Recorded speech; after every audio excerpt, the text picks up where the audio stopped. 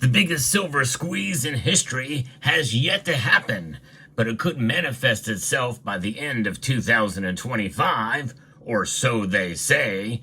We'll break it all down, and I'll give you my opinion as well as we explore.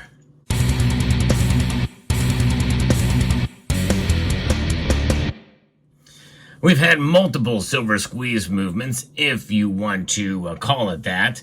The first one is sort of at the beginning of February of 2021, when there was this attempt to do like what they did with AMC and GameStop stocks to try to corner the silver market and to pump it up, so to speak, to create a big squeeze on silver, to force the COMEX and the LBMA and everything else under stress to kind of break the COMEX. It had a very marginal impact in terms of the price, and it really just didn't dent a whole lot into the supply structure of silver at all. And that's really what it boils down to, is supply and demand. But how do we measure supply and demand? Well, I'm going to be referencing a few pieces here. I found something with an interview of the CEO of Darden Silver. And I think it's fascinating to see where this demand is coming from. The physical demand for silver has been exploding in India, and I've talked about that recently. And there is great demand for silver right now, but is it enough to overtake supply? That's really the question. Most everybody agrees that if it's not enough to overtake supply, it's getting close. We'll have a piece here I'm going to be referencing from SRS Rocca report that delves into this a little bit and what's going on. There is some analysis that's happening here, and what we know it's nothing compared to what we've seen with new silver investment demand over the past year. Nothing compared to what buying will be coming in the future.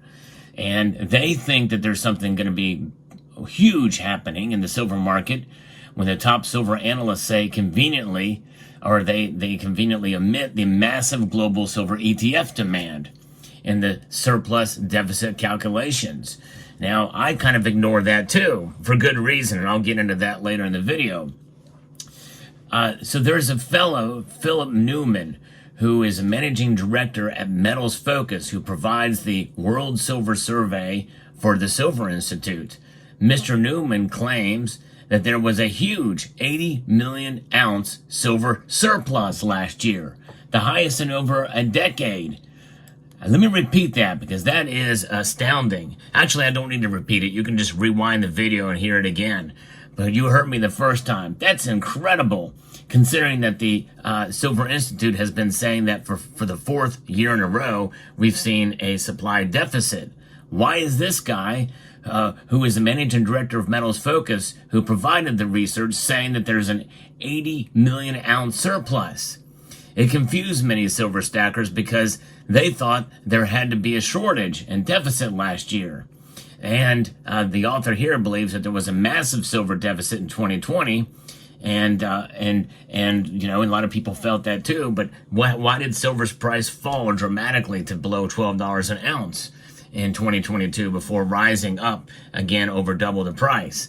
Well, that's another thing that involves ETFs and pretty much all of the paper trade of silver.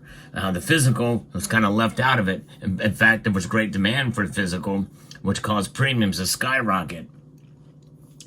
One of the claims that silver analysts have, especially when we look at the silver analyst from CPM Group, which says there is no deficit, and Metals Focus, who says there are, in spite of what Mr. Newman said, they're not treating the record global silver ETF demand as real physical demand. And honestly, I agree, they shouldn't, because it's not real physical demand. But the author here says this will come back and bite them hard when they try to explain real silver shortages in the future. One of the claims these silver analysts make is that there is all the silver in the world. They say there are billions of ounces of silver out there just waiting to come into the market. Really? The author suggests. That could be true, but why would any silver investor sell their metal for $30, $40, or even $50 an ounce when the worst is yet to come, when the highly leveraged debt-based financial system collapses? That's the reason why you buy and hold onto silver, not to make a few bucks off of fiat profits. I agree with that in spirit, but practicality, or practically, when is this going to be happening? When is this debt-based financial system going to collapse? Some people say there are signs, and there really have been signs for a long time. There's cracks in the economy right now. We are living in the age of consistent and persistent inflation. The Federal Reserve has all but given up on it, by the way, because they will be lowering rates at least a quarter point in September. And so what is up with this? Saying that everything is going to collapse. We've been hearing that for years and years. It hasn't happened yet. I don't think it's going to happen in the way that some people think, even with persistent inflation. We may see mild stagflation, which means suppressed job growth, as the chefs at the Cook the Books Club tend to massage those numbers. But there's a lot of federal dollars, in other words, dollars that have been created out of thin air, because there's a difference between the dollar that you and I earn and the dollars that they just manifest out of the thin air. But those are injecting themselves into the stock market and propping it up. And now that bubble could burst. There's a lot of bubbles that could burst in one way or another. And we should be prepared for it, which is why we hold silver, to protect ourselves in that regard. But that's not how ETFs work. No way, shape, or form. That's not how they work. We've seen that time and time again. So I'm confused at this analysis, at the very least. But let's go on. If you go along with the CPM Group and metals-focused silver analysts and agree that there are 5 billion ounces of investment silver in the world at $100 an ounce, it would equal $500 billion. Now compare that to the $24 trillion of new global debt added just in 2020. Again, more dollars out of thin air. Even at $100 an ounce, all of the global silver investment in the world would equal a paltry 2% compared to the $24 trillion of the new debt added to the greatest financial Ponzi scheme in human history. It's due to this very reason why we invest in physical silver. Exactly right. Because of what could be coming, or even if it doesn't come, we know it will protect us against inflation at the very least, and against economic instability. This kind of debt-based monetary insanity can't continue at this rate for much longer before the entire facade comes crashing down. Well, honestly, I felt the same way in 2013. Well, look where we're at now, 11 years later, and it hasn't happened yet. And they've ramped up a lot of the same type of things that they've been doing, except for since about 2021 or 2022, when they started the tightening cycle, which really was a facade in and of itself. While Federal Reserve Chairman Powell, and U.S. Treasury Secretary Yellen continue to put out the calm faces that everything is fine, it reminds me of the same rhetoric put out by the Federal Reserve Chair Ben Bernanke about how healthy the U.S. housing market was right before it began to collapse in 2008. And that is true, They said that inflation was just going to be transitory. Well, that didn't happen either. I trust none of them. That's why they're the chefs at the Cook the Books Club. They're cooking the books. They're cooking the numbers. But there is a part of the economy that is real and is resilient, especially here in the United States, in spite of everything that's going on. I know the great Rush Limbaugh said one time when Barack Obama was elected and after the financial crisis occurred, that the only reason why America was recovering is in spite of the policies of the Obama administration. And it's not just about Republican versus Democrat. It's about essentially the administrative state and the cabal that's behind it, and the system, the establishment in general. That establishment far supersedes what's going on in politics, but it's in the banking system and everything else.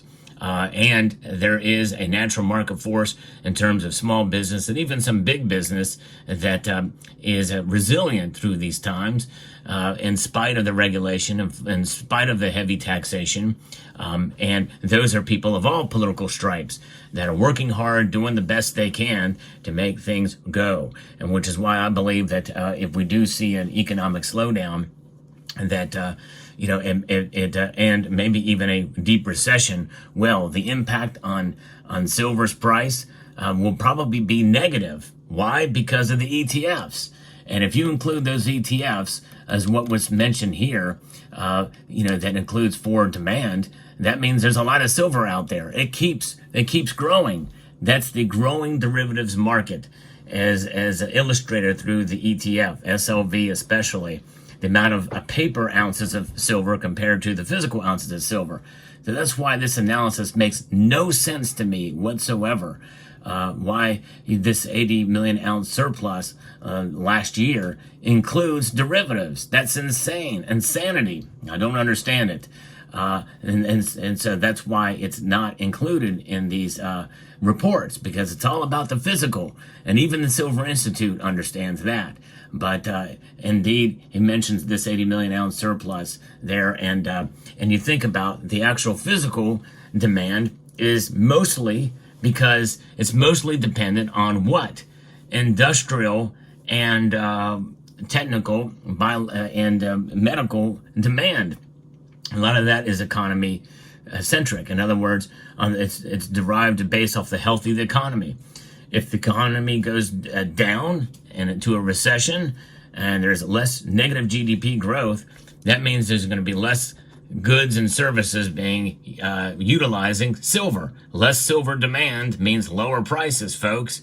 That means that even though this thing could happen in the end of 2025 is the biggest silver squeeze in history, well, let's see how that works forward in a global recession, if we have a global recession. Because we've seen it in part with China.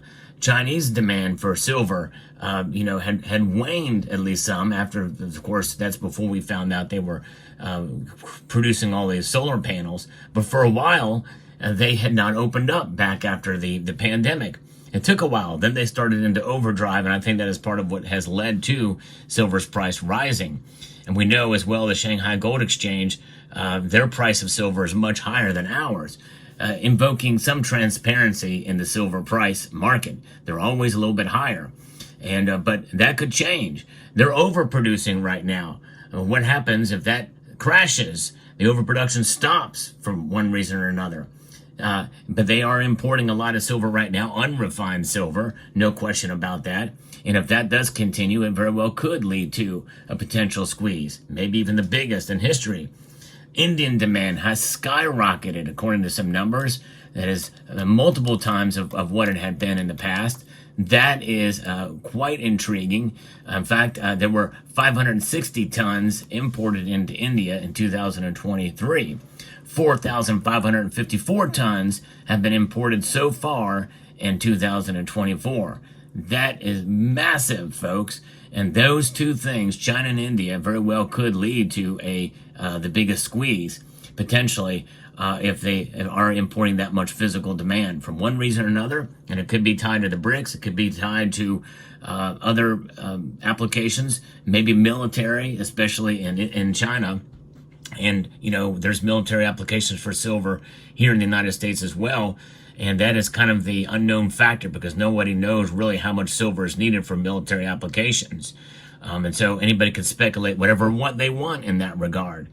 But I would not bet on the greatest silver squeeze in history coming in 2025, even at the very end of 2025 or 2026. But what I would bet on is a fluctuating market. And I believe we will see silver's prices continue to go up. And we will also see as well the normal cycle of rising prices as well as a dip back. Think about silver moving up 3 steps and taking 2 steps back. It's still going up, but that's the way the market is. And so press on and stack on, and most importantly, hold on to your physical silver as we wait whether or not it comes or not. The greatest silver squeeze in history. But one thing we know for sure is you and I can squeeze our silver right now. And this is how we do it, just like this.